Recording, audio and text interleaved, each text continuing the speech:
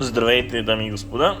Ето, че и готовата чиния вече е направена. Беше ми малко неудобно да снимам и да я покажа, но ще ви зумна последните щрихи. Виждате, добавил съм в случая ментал. Знам, че трябва да е пармезан, но нямам. Малко босилек и капки зехтин. Може би забелязвате, че босилека не е пресен. И ще кажете: Юли, не се правят така спагети болонезе.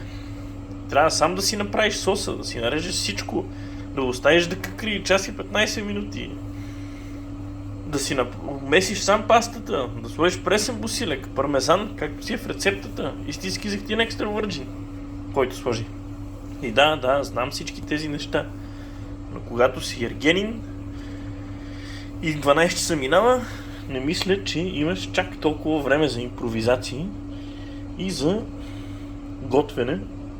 Иначе може би ще да ги ям към 2-3 и така нататък. Според мен се получиха добре. Виждате още от последните щрихи. Слагам си още малко от сиренето, понеже има. А пък мисля, че тази порция ще ми стигна за тази вечер. Последни думи и последни щрихи. Както казах, получи се по-добре, отколкото очаквах. Имам си сорчи за утре на обяд. Само ще си свъря пастата за 2-3 минутки 10. И какво му трябва повече на човек? Чаша вино ще кажете. Не знам, оставям ви във вашите ръце.